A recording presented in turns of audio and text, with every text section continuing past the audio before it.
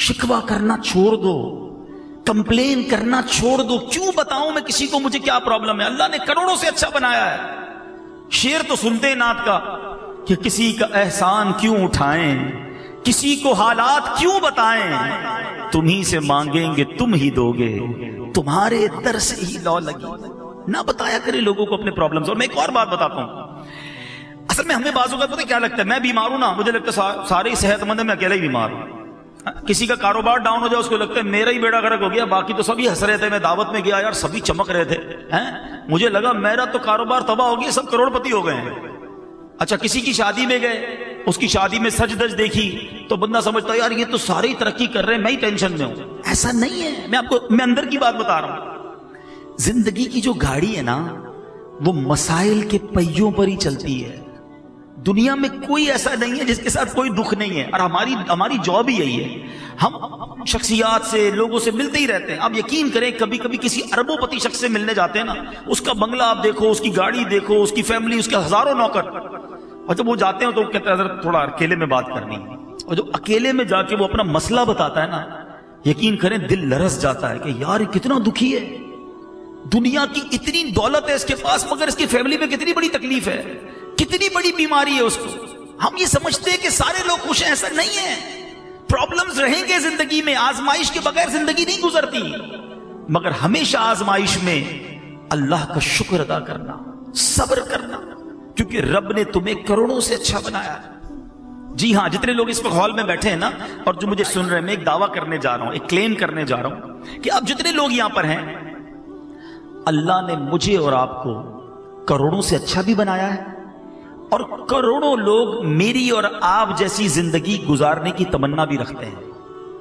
हो सकता है कोई मेरा भाई बैठा हो जो कहे यार मौलाना साहब कैसी बात कर रहे हो, मैं तो किराए के घर में रहता हूं, इतना सारा तो कर्जा है, इतनी सारी बीमारियां हैं फैमिली में, और आप कहते हैं मेरी जैसी लाइफ गुजारने की तमन्ना रखते हैं। जी जनाब, आई प्रूफ इट, मैं प्रूफ करूंगा इसको। अल्लाह ने तुम्हें जैसा बनाया है ना, करोड़ों लोग ऐसी जिंदगी का ख्वाब देख रहे हैं। सबसे पहली बात तो आज मौसम की कर लेता हूं।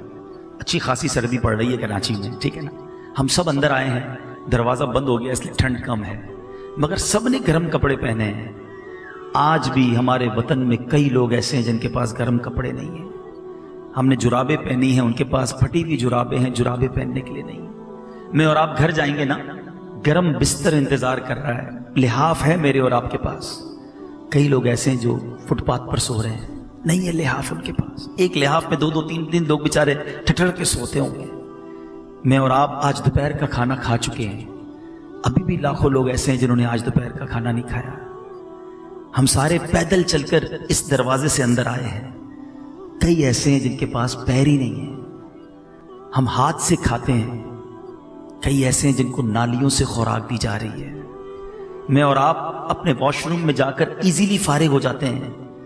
कई लोग ऐसे हैं जो अपना यूरिन भी पास नहीं कर सकते। मैं पिछले दिनों हमारे बहुत क्लोज फैमिली में मेरे एक रिलेटिव है, उनको डायलिसिस होता है, अल्लाह उनको शिफा अता फरमाए। उन्होंने एक बात मुझे कही, हिला के रख दिया। एक बार मेरे हाथ में गिलास था पानी का, कहते अब्दुल हबीब भाई मैं पूरे दिन में एक गिलास पानी नहीं पी सकता, तरसता हूं कि मैं एक गिलास पूरा पी लूं। मैंने कहा क्यों नहीं पीते? कहते मुझे डॉक्टर ने कहा एक गिलास से कम पानी पीना, एक से ज्यादा पी लोगे तो डायलिसिस में प्रॉब्लम हो जाएगी। यार मैं सोचता रह गया। हम एक जगह उनके साथ बैठे थे, सूप पी रहे थे। आज सर्दी है ना, बड़े मजे से सूप पीते हैं, सूप पी रहे थे। मैंने कहा सूप तो पी लो। कहते ये भी लिक्विड है, लिक्विड अपने अंदर में दाखिल नहीं कर सकता वरना मुझे डायलिसिस में प्रॉब्लम हो जाएगी। आप सोचो तो सही यार, अल्लाह की नेमतें कितनी है हमारे पास। हमारे एक बहुत अच्छे दोस्त हैं और अल्लाह ने बहुत नवाजा है, अरबोपति कहूं तो कम नहीं होगा। मैं उनके वालिद साहब को फालिज का अटैक हुआ, ये वाकया सुनिएगा। उनके वालिद साहब को जब फालिज का अटैक हुआ, मैं उनसे मिलने गया। फालिज के अटैक से वो ठीक हो गए, बातें भी कर रहे थे, अल्लाह ने करम किया, मगर एक प्रॉब्लम बाकी रह गया। वो प्रॉब्लम क्या था कि उनके मुंह में, यानी अब एक बात समझिएगा कि उनके मुंह में, अब जैसे ये गिलास है ना, या कोई भी निवाला या पानी का घूंट हम पीते हैं, देखिए मैं और आप जब निगलते हैं ना, हम जब ये करते हैं तो ये निवाला या घूंट अंदर जाता है।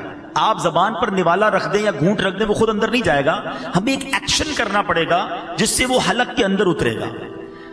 उन साहब को बीमारी ये हो गई कि सारा जिस्म ठीक हो गया, جو فالج ہوا تھا دماغ میں اس کا ایک حصہ ڈیمیج ہوا، اور یہ دماغ کا وہ حصہ تھا جو انسان کے اس ایکشن کا آرڈر دیتا تھا کہ انسان حلق سے نوالا اتار لے۔ وہ کہتے سب ٹھیک ہے، دیکھیں عبدالحبیب بھائی آپ کے سامنے باتیں بھی کر رہے ہیں، مگر منہ میں نوالا رکھ دیں تو نوالا نگل نہیں سکتے۔ میں نے کہا اس کا علاج کیا ہے؟ کہتے ڈاکٹر، بڑے بڑے ڈاکٹرز کو دکھایا، میں نے بتایا نا بہت بڑے، اللہ نے بڑا نوازا ان کو۔ کہتے ڈاکٹر کہتے ہیں کوئی علاج نہیں ہے، انتظار علاج ہے۔ اللہ کی شان ہے کہ دماغ جو ہے نا یہ خود تھوڑے عرصے بعد ایک اور پارٹ آف دا برین کو آرڈر دے گا کہ اب تم یہ کام کرنا شروع کر دو، پھر وہ یہ کام شروع کرے گا تو ان کا نوالا اترنا شروع ہو جائے گا۔ 15-20 دن مہینہ گزرا، میں نے پوچھا اب ابو کی طبیعت کیسی ہے؟ کہہ رہے ابو بالکل ٹھیک ہو گئے، نوالا اترنا شروع ہو گیا ہے۔ یار آپ سوچیں کہ میں اور آپ جو ہر نوالا کھا رہے ہیں، ہر گھونٹ پی رہے ہیں، اس میں اللہ کی کتنی بڑی نعمت ہے ہمارے ساتھ۔ لوگ نوالا نہیں اتار پا رہے جن کو یہ بیماری ہے۔ خدا را قدر کرو رب کی نعمتوں کی، شکوہ نہ کیا کریں۔ پریشانی چھوٹی سی آتی ہے اور ہم شکوہ شکایت کا دفتر کھول دیتے ہیں۔ بات تھوڑی سی صوفیانہ ہے، بڑی باریک ہے، لیکن آپ سمجھیں گے تو بہت گہری بات ہے۔ ایک شخص حضرت رابعہ بصری رضی اللہ تعالیٰ عنہ کے پاس سے گزرا، سر پر اس نے پٹی باندھی ہوئی تھی۔ آپ نے کہا کہ یہ پٹی کس چیز کی باندھی ہے؟ کہ حضور سر میں درد ہے اس لیے پٹی باندھی ہے۔ کمال کی بات کہی۔ آپ کہتی ہیں آج سر میں درد ہوا ہے تو تکلیف کی پٹی باندھی ہے، جب اللہ نے صحت مند رکھا تھا تو صحت کی پٹی باندھی تھی۔ بات گہری ہے، سمجھیے گا۔ تھوڑی تکلیف آتی ہے سب کو بتانا ہے کہ اگر کسی کا موبائل چوری ہو جائے، گاڑی لگ جائے یا اسکوٹر کو پرابلم ہو جائے، کاروبار میں نقصان ہو جائے، ہم کیا کرتے ہیں؟ سب کو بتائیں گے۔ سب کو بتانے سے ثواب تو گیا نا؟ کیا وہ دے دے گا آپ کو وہ چیز؟ اچھا جب نفع ہوتا ہے، آج 5,000 کا نقصان ہوا تو پورے شہر کو پتا چل گیا، پورے محلے کو پتا چل گیا۔ جس دن آپ نے 50,000 کمائے اس دن ہمیں بتایا کہ آج عبدالحبیب بھائی بڑے پیسے کمائے ہیں؟ نہیں بتاتا کوئی، اپنی نعمتیں نہیں بتاتے، اللہ کی مہربانیاں نہیں بتائیں گے، نقصان سب کو بتائیں گے۔ اور میں آپ کو صحیح بتاؤں، گھر والوں کو تو زیادہ نہیں بتاتے کہ گھر والوں کو بتائیں گے آج بڑی زبردست دیہڑی لگی ہے تو خرچہ شروع کر دیں گے گھر والے۔ تو یہ باتیں بھی نہ بتائیں۔ اگر مشکل آ گئی ہے نا، صبر کریں اور اس کا ثواب کمائیں۔ کہ احادیث میں ایک مضمون لکھا ہے اور بڑا پیارا مضمون ہے، ایک بڑی زبردست ٹاپک پر وہ حدیث ہے، سمجھیے گا کہ یہ آزمائش آتی کیوں ہے۔ حدیث پاک کا مضمون ہے کہ اللہ تعالیٰ کی بارگاہ میں کچھ لوگوں کا ایک مقام لکھا ہوتا ہے، ایک یوں سمجھے کہ ایک اسٹیج لکھا ہے کہ اس بندے نے ادھر تک پہنچنا ہے اللہ کی بارگاہ میں بلندی پر۔ وہ بندہ نماز روزے عبادت کے ذریعے اس بلندی تک نہیں پہنچ پا رہا ہوتا، ٹھیک ہے؟ اللہ تعالیٰ اس بندے پر آزمائش بھیجتا ہے، وہ صبر کرتا ہے، اللہ اسے وہ مقام عطا فرما دیتا ہے۔ اس کا مطلب یہ ہوا کہ مجھ پر بیماری، پریشانی یا پرابلم آئی اس لیے کہ اگر میں صبر کر لوں تو میرا مرتبہ بلند ہو جائے، مگر بے صبری کر کے، ناشکری کر کے ہم اپنا وہ مرتبہ جو ملنے والا تھا وہ بھی ضائع کر دیتے ہیں، اور مشکل پر جو صبر پر ثواب ملنا تھا وہ بھی ضائع کر دیتے ہیں۔ آج میں اللہ کے ایک نبی کا واقعہ آپ کو سنانا چاہتا ہوں۔ یہ وہ نبی ہیں جن کے ساتھ ایسا امتحان لیا گیا کہ one of the amazing story ہے۔ آپ حضرت یونس علیہ السلام ہیں اور آپ کا معاملہ یہ تھا، آپ کی قوم بت پرستی کرتی تھی۔ قرآن میں آپ کے واقعے کو بیان کرنے کے لیے پوری سورہ یونس موجود ہے، اور آپ نے اپنی قوم کو ڈرایا بت پرستی نہ کرو، شرک نہ کرو، اللہ کی نافرمانی نہ کرو ورنہ سخت عذاب آئے گا۔ قوم کہتی کہ وہ بت پرستی کرتی تھی، آپ کی بات مانتی نہ تھی۔ آخر کار آپ کی قوم کو آپ نے کہہ دیا بس اب عذاب آنے ہی کو ہے، کسی وقت بھی عذاب آ جائے گا، اب اللہ کی طرف سے عذاب آنے والا ہے۔ قوم نے کہا، پلاننگ کی، حضرت یونس پر نظر رکھو، اگر یہ ہمارے شہر میں ہیں تو عذاب نہیں آئے گا، جس دن یہ شہر سے نکل جائیں سمجھ لو عذاب آنے والا ہے۔ کمال کا عقیدہ تھا، بتوں کو پوچھتے تھے مگر دل میں یہ بھی جانتے تھے یہ اللہ کے نبی شہر میں رہیں گے، اللہ عذاب نہیں بھیجے گا۔ بہرحال آپ ایک رات تشریف لے گئے، قوم کو پتہ چل گیا، بادل بھی آ گئے، کالی بدلیاں بھی آ گئیں، عذاب کے جو آثار تھے وہ نمودار ہو گئے۔ اب قوم نے کیا کیا، ساری قوم میدان میں جمع ہوئی، ننگے سر اب اللہ کی بارگاہ میں رونے لگے، جس پر ظلم کیا تھا اس سے معافی مانگنے لگے، اب جس کا قرضہ دینا تھا اس کے قرضے لوٹا دیے۔ بچے، بوڑھے، عورتیں روتے روتے اللہ کی بارگاہ میں دعا کرنے لگے، یا اللہ اب معاف کر دے، عذاب نہ بھیجیو۔ بت پرستی سے توبہ کرتے ہیں۔ حضرت حضرت یونس پر ایمان لے آئیں گے، اے اللہ اس بار عذاب کو ٹال دے۔ اتنا گر گڑائی قوم، اتنا گر گڑائی قوم کہ سبحان اللہ وہ آتا عذاب واپس چلا گیا۔ ادھر حضرت یونس علیہ السلام باہر شہر سے یہ سوچ کر چلے گئے تھے کہ جب میں واپس آؤں گا اس قوم نے تباہ ہو جانا ہے، مگر جب آپ واپس آئے تو کوئی عذاب نہیں آیا تھا، ایوری تھنگ از اوکے۔ تو لوگوں نے کہا حضور اپنی قوم کی طرف جائیے۔ کہا میں کیسے جاؤں؟ میں اگر قوم کی طرف جاؤں گا تو قوم مجھے جھوٹا کہے گی۔ اچھا ان کو یہ نہیں پتا تھا کہ قوم نے توبہ کر لی ہے اور حضرت یونس پر ایمان لانے کی نیت بھی کر لی ہے۔ ادھر حضرت یونس سمجھ رہے ہیں کہ میں اگر شہر میں چلا گیا تو انہوں نے تو مجھے قتل کر دینا ہے کہ تم جھوٹے ہو، تم نے کہا تھا اللہ کا عذاب آئے گا، عذاب آیا نہیں، کیونکہ آپ کو یہ حکم مل چکا تھا کہ عذاب آ رہا ہے۔ اب آپ اسی جس کو کہیں کہ کیفیت میں اس شہر میں داخل ہونے کی بجائے آپ باہر گئے، کشتی میں سوار ہوئے اور اس شہر سے باہر کہیں جانے کے لیے روانہ ہو گئے۔ ایک اور آزمائش، وطن تو چھوٹ گیا، اب کشتی بیچ سمندر میں جا کر رک گئی۔ اب اس زمانے کی قوم کا ایک اصول تھا کہ جو بھاگا ہوا غلام ہوتا تھا نا، وہ جب کشتی کہیں رک جائے تو سمجھ لو اس کشتی میں کوئی بھاگا ہوا غلام ہے۔ اب انہوں نے کہا کون ہے؟ تو ایک قرآن دازی ڈالی گئی اور اس قرآن دازی میں حضرت یونس ہی کا نام نکل آیا۔ بھری کشتی سے بیچ سمندر میں آپ کو انہوں نے دریا میں سمندر میں ڈال دیا۔ There is no life jacket on that time، کوئی لائف جیکٹ نہیں تھا، آپ کو سمندر میں ڈال دیا، کشتی آگے چلی گئی۔ اللہ کے نبی ہیں، آزمائش دیکھو۔ اب جب سمندر میں ڈوبنے لگے تو ایک بڑی سی مچھلی آئی اور حضرت یونس علیہ السلام کو اس نے نگل لیا۔ آزمائش پر ایک اور آزمائش، اللہ اکبر۔ مگر زباں پر شکوہ نہیں تھا، شکایت نہیں تھی کہ یا اللہ تیرا نبی اور میرا یہ حال۔ اللہ اکبر، آپ کی عاجزی دیکھیں، آپ نے اس مچھلی کے پیٹ میں وظیفہ کرنا شروع کر دیا۔ اور یہ کون سا وظیفہ تھا؟ لا الہ الا انت سبحانک انی کنت من الظالمین۔ جو آیت کریمہ ہم پڑھتے ہیں نا، یہ کہاں سے ملی ہے؟ یہ حضرت یونس علیہ السلام نے مچھلی کے پیٹ میں اس کا ورد کرنا شروع کر دیا۔ ایک عاجزی کا انداز تھا، ایک گر گڑانے کا انداز تھا، ایک توبہ کا انداز تھا۔ آپ پڑھتے رہے، مچھلی کے پیٹ میں رہے، کئی دن مچھلی کے پیٹ میں رہے۔ اس مچھلی نے آ کر کنارے پر آپ کو اگل دیا۔ اب جب آپ کنارے پر آئے، کمزور ہو چکے تھے، جلد بھی آپ کی بالکل نرم ہو چکی تھی، کھڑے ہونے کی بھی ہمت نہ تھی۔ اللہ کی شان دیکھیں، اللہ نے وہاں ایک کدو کی جو بیل تھی، ایک چھوٹا سا پودا آپ کے قریب اگ گیا، اسی سے آپ کو خوراک ملی، انرجی ملی، صحت ملی۔ اور کچھ دنوں کے بعد جب اپنے شہر آپ واپس آئے تو لوگوں نے آپ کو بڑی عزت کے ساتھ ویلکم کیا، آپ پر ایمان لائے اور ہنسی خوشی وہ زندگی گزارنے لگے۔ میرے میٹھے اسلامی بھائیوں، یہ واقعہ میں نے کسی سٹوری بک سے نہیں سنایا، یہ واقعہ میں نے آپ کو کسی ناول سے نہیں سنایا، یہ واقعہ قرآن مجید فرقان حمید میں اللہ تبارک و تعالیٰ نے بیان کیا۔ مگر بدقسمتی یہی ہے کہ ہم جو ہے قرآن کو پڑھتے نہیں ہیں۔ چنانچہ سورہ یونس کی اگر آپ تلاوت کریں 11 پارے میں یہ سورہ ہے، 97 98 99 آیت میں یہ واقعہ بڑی پیار سے بڑی تفصیل سے موجود ہے،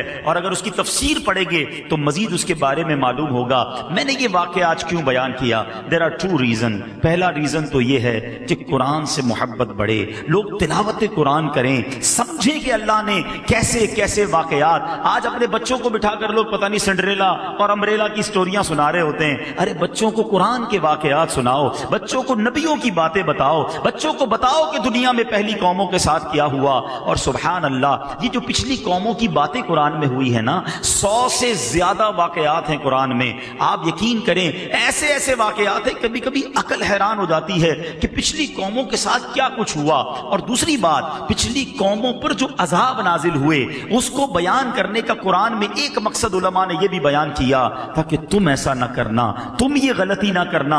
دیکھو پچھلی قوموں میں کسی نے معاذ اللہ بدکاری کی، عذاب آ گیا، جھوٹ بولا، عذاب آ گیا، ناپ تول میں کمی کی، عذاب آ گیا، بچوں کے ساتھ برے فعل کیے، عذاب آ گیا، بت پرستی کی، عذاب آ گیا۔ ایسے ایسے عذابات ذکر کیے گئے کہ دیکھو تم یہ نہ کرنا۔ مگر آج ہم قرآن پڑھتے ہی نہیں ہیں تو سمجھیں گے کیسے کہ کیا کیا نہیں کرنا ہے۔ بدقسمتی سے اگر آپ یقین کریں، تھورلی دیکھیں نا، تو پچھلی قوموں نے جو ایک ایک گناہ کیا، ایک ایک غلطی کی اور عذاب آ گیا نا، آج ہمارے اندر وہ ساری غلطیاں نظر آ رہی ہیں۔ یہ تو یقین کریں ہم نبی پاک کے امتی ہیں، یہ سرکار علیہ الصلوۃ والسلام کا کرم ہے کہ ہم پر اس طرح آسمانی عذاب نازل نہیں ہو رہا. لیکن دیر از اے ڈے، ایک دن تو ہے نا جس دن جواب دینا ہے. پھر ایک دن تم سے ہر نعمت کے بارے میں سوال ہوگا. ادھر کیسے جواب دیں گے کہ قرآن میں بتایا تھا جھوٹ نہ بولنا، قوم عذاب میں گرفتار ہو گئی. قرآن میں بتایا تھا ناپ تول میں کمی نہ کرنا، میں نے اپنا عذاب ان پر بھیج دیا. قرآن میں بتایا تھا بدکاری نہ کرنا، اس قوم پر میں نے اپنا عذاب نازل کیا. پڑھتے تو جواب دیں گے نا. تو پلیز یوں نہ کرو. حدیث پاک کا مضمون ہے وہ دل ویران ہے جس میں کچھ قرآن نہیں ہے. قرآن سے دوستی کیجیے، قرآن کو تھام لیجیے، قرآن پر عمل کیجیے. یقین کریں لائف بہترین ہو جائے گی. ایٹ لیسٹ یہ سیٹسفیکیشن تو ہوگی یار میں نے پورا قرآن پڑھا ہوا ہے، اس کا ترجمہ پڑھا ہوا ہے، اس کی تفسیر پڑھی ہوئی ہے، میں مسلمان ہوں، میرے رب نے کیا فرمایا یہ مجھے معلوم ہے. یہ سیٹسفیکیشن تو لاؤ اپنے دل میں. یہ بھی نہیں ہے. ایسی کیسی زندگی ہے کہ ہم اس طرح قرآن سے دور زندگی گزار رہے ہیں مسلمان ہوتے ہوئے. آج اتنا سوشل میڈیا میں انوالومنٹ ہے ہمارا، موبائل سب کے پاس ہیں، بلکہ اب تو موبائل میں یہ سافٹ ویئر بھی آ گئے ہیں کہ موبائل خود بتاتا ہے کہ آج آپ نے کتنے گھنٹے کس سافٹ ویئر پر گزارے ہیں. کبھی دیکھیے گا کہ ایک دن میں سینکڑوں بار، ہنڈریڈز آف ٹائم ہم موبائل دیکھتے بھی ہیں اور کئی سافٹ ویئر 100 بار آن کرتے ہیں. اتنے سارے سافٹ ویئر ہیں ڈیلی آن لائن. ابھی اتفاق بتاتا ہوں، میں پہلے یہ بیان میں کہتا تھا، کل مجھے ایکسپیرینس ہوا. مجھے ایک بندے کو تلاش کرنا تھا، ایک امانت تھی ان کی میرے پاس، مجھے اس کو تلاش کرنا تھا. ان کا فون نمبر ملاؤں، فون بند. دوسرا نمبر ملایا، وہ بند. میں نے کہا یار امانت لوٹانی کیسے لوٹاؤں. میں نے اس بندے کو سرچ کیا فیس بک کے اوپر، اس کا پیج مل گیا، تصویر میں نے دیکھا بندہ یہی ہے. لیکن میں دیکھتا رہا 1 سال ہو گیا وہ بندہ آن لائن نہیں ہوا ہے. 2000 جنوری 19 سے لے کر اب تک وہ آن لائن نہیں ہوا. میں نے کہا یار یہ کیسے ہو سکتا ہے، آج کل تو روز ہی لوگ آن لائن ہو رہے ہوتے ہیں. میں نے اس کی اباؤٹ کو کلک کیا تو اس کی فیملی کے لوگوں کا نام آ گیا. اس کے بیٹے کا نمبر ہے، میں نے بیٹے کے پیج پہ کلک کیا. میں نے اس کے بیٹے کو میسج کیا کہ مجھ سے بات کریں، مجھے آپ سے کام ہے. اس کے بیٹے کا مجھے فون آیا کہ آپ نے مجھے میسج کیا ہے. میں نے کہا جی. میں نے کہا آپ کے ابو سے بات کرنی ہے. کہہ رہے ابو کا انتقال ہو گیا. کتنا ٹائم ہوا؟ بولا 1 سال ہو گیا. میں یقین کرے یہ بات بیان میں کرتا تھا، آج میرے ساتھ یہ بات پروف ہوئی کہ میں اور آپ مر جائیں گے، سافٹ ویئر آف لائن ہو جائیں گے. لوگ سوچیں گے 6 دن ہو گئے آن لائن نہیں ہوا، بندہ کدھر گیا؟ پتا چلا قبر میں چلا گیا ہے. جب میں اور آپ قبر میں جائیں گے نا، each and every software become offline. مگر جس کے دل میں قرآن ہوگا، قرآن قبر میں بھی آن لائن ہو جائے گا. آج قرآن آف لائن رکھا ہے میں نے اور آپ نے. اکثر لوگوں نے نہیں پڑھتے قرآن، ایک مہینہ گزر جاتا ہے، پورا سال گزر جاتا ہے قرآن نہیں پڑھتے. آف لائن ہے قرآن، سارے سافٹ ویئر آن لائن ہے. ارے اسے آن لائن کرو جو قبر میں بھی آن لائن رہے گا، نور کا کام دے گا، شفاعت کا کام دے گا.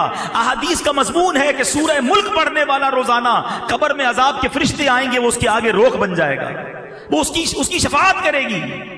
مگر نہیں پڑھتے. خدا را میرے میٹھے اسلامی بھائیو، قرآن کے بغیر مسلمان کیسا ہے؟ کم از کم روز کچھ تو قرآن پڑھیں. اور سبحان اللہ، اللہ سلامت رکھے میرے پیر و مرشد کو. دعوت اسلامی والوں نے کیا شاندار نظام دیا.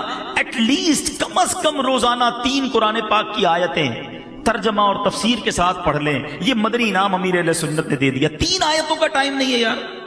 پورے قرآن میں سے روز کی 3 آیتیں پڑھیں گے تو تھوڑا کر کے کہیں تو پہنچ جائیں گے.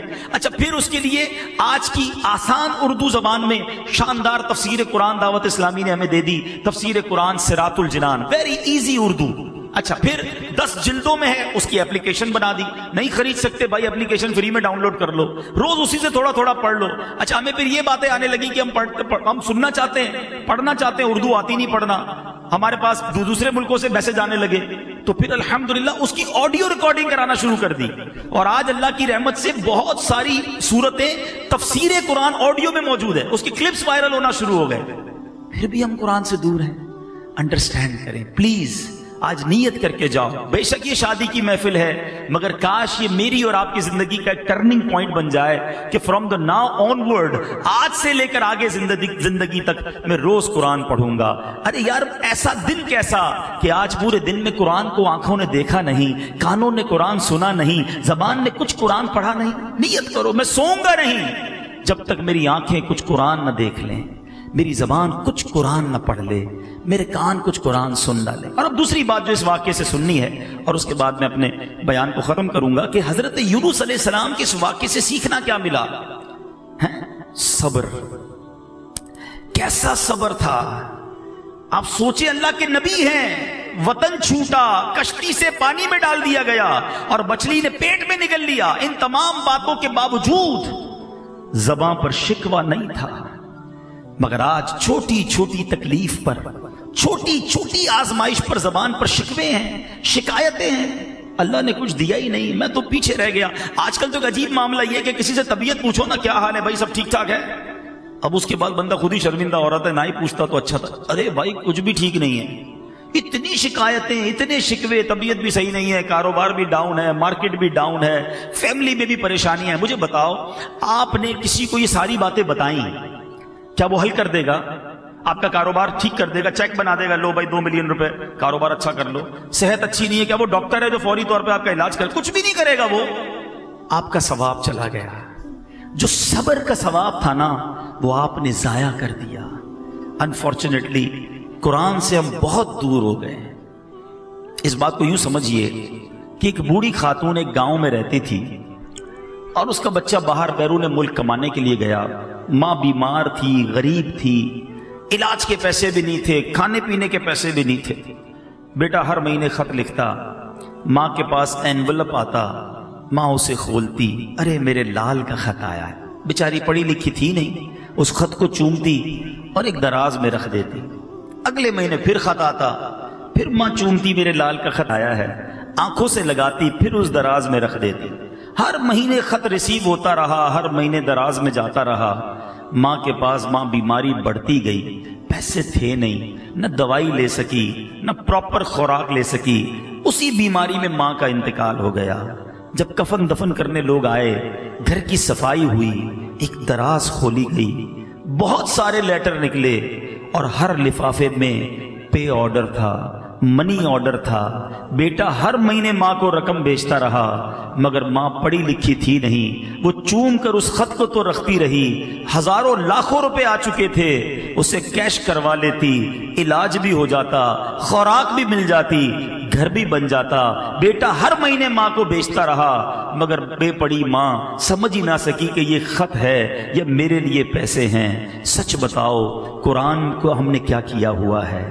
چومتے ہیں، آنکھوں سے لگاتے ہیں، ہر نئے گھر میں قرآن رکھتے ہیں، ہر نئی دکان میں قرآن رکھتے ہیں۔ اس میں کیا کیا خزانہ ہمارے لیے موجود ہے، اس میں کون کون سی نعمت چھپی ہوئی ہے، ہم میں سے کس کو پتا ہے؟ پڑھنے کا ٹائم ہی نہیں ہے، اگر پڑھیں گے نہیں تو اس کی برکتیں کیسے حاصل کریں گے؟ تو حضرت یونس علیہ السلام کا جو میں نے آپ کو قرآنی واقعہ سنایا، یہ میسج دیتا ہے کہ آزمائشیں آئیں گی، پریشانیاں آئیں گی زندگی میں، صبر کرنا، آزمائش پر صبر کرنا، اللہ کی ہر فیصلے پر شکر کرنا، جو دیا اس پر اللہ کا شکر ادا کرتے رہنا۔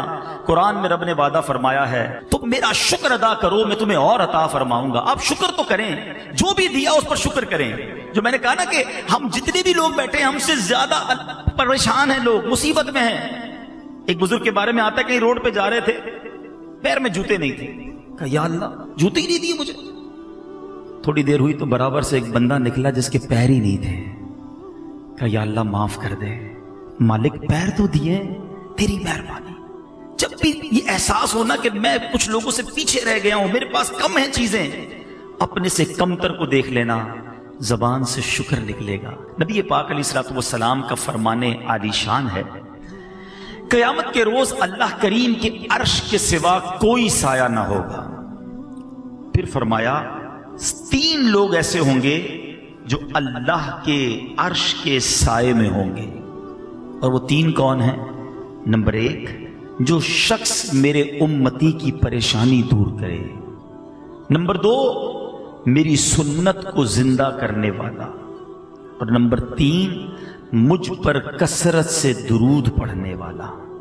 اب ذرا غور کر لیں کہ امت کی پریشانی دور کرنے والا اللہ کو اتنا پسند ہے کہ قیامت کے دن رب کریم اس کو اپنے عرش کا سایہ نصیب فرمائے گا۔ اب میں اور آپ غور کریں کہ ہم پریشانی دور کرنے والے ہیں، بدقسمتی سے کچھ لوگ پریشانی کریٹ کرنے والے ہوتے ہیں۔ ٹینشن دینے والے ہوتے، ٹینشن دور نہیں کرتے، ان کی ذات سے لوگوں کو پریشانی ہو رہی ہوتی ہے. جو پریشانی دور کرتا ہے اس کو اللہ اپنے عرش کا سایہ نصیب کرے گا. جو لوگوں کو پریشان کرتا ہے اس کا کیا حال ہوگا؟ غور کریں کتنا ناپسندیدہ ہوگا وہ شخص. اب یہاں چونکہ خاندان کے لوگ بیٹھے ہیں، کاروباری لوگ بیٹھے ہیں، چیک کر لیں کہ مجھ سے کاروبار کرنے والا، میرے یہاں جاب کرنے والا، یا میں جدھر جاب کرتا ہوں ادھر میرا سیٹ مجھ سے جو رشتہ داری کرتا ہے، رشتہ دار بھی بیٹھے ہیں نا، رشتہ داری کرتا ہے وہ، یا میرا پڑوسی، ہماری ذرا تھوڑا سا آس پاس غور کرے نا، لوگ مجھ سے پریشان ہیں یا مجھ سے خوش ہیں، یہ آپ کو چیک کرنا ہوگا. اگر میں لوگوں کے لیے ٹینشن ہوں، پریشانی ہوں، تو یہ درست نہیں ہے. اللہ کو پسند ہے وہ شخص جو لوگوں کی پریشانی دور کرے. اور کچھ لوگ واقعی ہوتے ہیں، ماشاءاللہ میں نے دیکھا ہے، آپ نے بھی دیکھا ہوگا کہ لوگ پریشانی کے وقت ان کے پاس جاتے ہیں کہ یار یہ ٹینشن ہو گیا، وہ بولتے ہیں فکر نہیں کرو میں تمہارے ساتھ. اور یہ بھی ایک حدیث پاک ہے، حدیث پاک کا مضمون ہے کہ اللہ نے کچھ لوگوں کو لوگوں کی حاجتیں پوری کرنے کے لیے پیدا فرمایا. کیا بات ہے، میں یقین کرے وہ حدیث جب سے پڑھی ہے نا، ایمان تازہ ہو گیا کہ یہ کیسے لوگ اللہ ان لوگوں میں ہمیں بنا دے. اور آقا فرماتے یہی لوگ کامیاب ہے اور اللہ ان سے راضی ہوگا. حدیث پاک کا مضمون ہے. رب نے بنایا اس لیے ان کو کہ لوگ اپنی حاجتوں کے لیے، اپنی پریشانیوں کے لیے ان کے پاس جائیں گے اور وہ ان کے لیے آسانی پیدا کریں گے. اور ایسے ہوتے ہیں ماشاءاللہ، کبھی کو خاندان میں دیکھتے ہیں، مارکیٹوں میں بھی ایسے بزرگ ہوتے ہیں. لیکن میں اور آپ ایسے ہیں. اب فیملی کے لوگ بیٹھے، ہم غور کریں کہ ہم اپنے ماں باپ کے لیے، اپنے بھائی بہنوں کے لیے، اور بالخصوص اپنے سسرال والوں کے لیے ہم پریشان بناتے ہیں، پریشانی کریٹ کرتے ہیں یا آسانی کرتے ہیں. آج کل تو یہ مزاج بنا ہوا ہے نا کہ جناب اپنی فیملی کے ساتھ تو ٹھیک ہے، سسرال والوں کے ساتھ ذرا ٹائٹ رہنا ہے. ہاں ادھر اتنا جھک کے نہیں رہنا ہے، ان کو ٹینشن دینی ہے، دیر سے جانا ہے، سب سے آخر میں جانا ہے، تم جب تک نہ جاؤ تو کھانا شروع نہیں ہونا چاہیے. یہ کیا ہے؟ ہمارا کام آسانی دینا ہے. ہمارا مسلمان جو ہے وہ تکلیف دینے والا نہیں ہوتا، ہر کسی کے لیے اس کو فیل ہی کروا دیں. میں آپ کو مشورہ دیتا ہوں کہ جتنے ینگسٹرز یہاں بیٹھے ہیں، جس طرح آپ کے ماں باپ کی آپ اولاد ہے نا، احادیث میں مضمون ملتا ہے کہ ساس سسر بھی ماں باپ ہوتے ہیں. بچیاں جو مجھے سن رہی ہیں وہ بھی غور سے سنیں. جس طرح تمہارے ماں باپ ہیں، اس طرح ساس سسر بھی تمہارے ماں باپ ہیں. ان کو کیوں تمہاری وجہ سے تکلیف ہونی چاہیے؟ بالکل اسی طرح ادب کریں، خیال رکھیں، تکلیف نہ دیں. مگر آج پرابلم یہ ہے کہ ہماری وجہ سے لوگوں کو پریشانی ہوتی ہے. غور کریں. اور دوسرا بندہ میرے آقا نے فرمایا، سنت کو زندہ کرنے والا، سنت کو زندہ کرنے والے کو قیامت کے دن اللہ کے عرش کا سایہ نصیب ہوگا. اب ذرا غور کر لیں کہ ہم کتنی سنتوں پر عمل کرتے ہیں. کبھی موقع ملے نا تو ایک دن بیٹھ کر کاغذ قلم لے کر، یا موبائل میں ہی نوٹس بناتے ہیں آج کل، کہ مارننگ ٹل ایوننگ میں جو جو کام کرتا ہوں، صبح آپ اٹھے، واش روم گئے، ٹھیک ہے، کپڑے پہنے، تیار ہوئے، بریک فاسٹ کیا، آفس گئے یا اسکول گئے یا کالج گئے، پھر دوپہر کیسے گزاری، شام کیسے گزاری، دوستوں میں گئے، گھر پہ آئے، دوپہر کا کھایا، رات کا کھایا. اس پوری روٹین کو لکھیں اور اب چیک کریں کہ میں نے صبح سے لے کر رات تک کس کس کام میں کتنی سنتوں پر عمل کیا. واش روم جاتے ہوئے، کپڑے پہنتے ہوئے، تیار ہوتے وقت، کھانا کھاتے وقت، گھر سے باہر نکلتے وقت، گھر سے اندر آتے وقت، لوگوں سے ملتے وقت، کاروبار کرتے وقت، دیکھتے وقت، بولتے وقت، from the morning till evening. اگر آپ غور کریں گے نا تو کئی سنتیں ہم سے چھوٹ جاتی ہیں. حالانکہ ان سنتوں پر عمل کر کے کوئی کام ڈسٹرب نہیں ہوگا. سیدھے ہاتھ سے کھائیں یا الٹے ہاتھ سے کھائیں، کھانا پیٹ میں ہی جاتا ہے، ٹائم بھی اتنا ہی لگتا ہے. جھوٹ بولنے سے رک کر سچ بولیں گے تو کام خراب نہیں ہوگا، اللہ اور برکت ڈال دے گا. لیکن سنتوں کا ذہن ہی نہیں ہے. اور تیسری بات، نبی پاک علیہ الصلوۃ والسلام نے فرمایا، درود پاک کثرت سے پڑھنے والا قیامت میں اللہ کے عرش کے سائے تلے ہوگا. اگر چاہتے ہو کہ قیامت کے دن کی گرمی سے محفوظ رہیں تو کثرت سے درود پاک پڑھیں، فضول باتوں سے اپنے آپ کو بچائیں، چلتے پھرتے اٹھتے بیٹھتے درود پاک پڑھتے رہا کریں. آئیے مل کر محبت کے ساتھ با آواز بلند درود پاک پڑھ لیں. صلو علی الحبیب صلی اللہ تعالی علی محمد صلی اللہ علیہ وسلم. اللہ مجھے اور آپ کو صبر کرنے والا بنا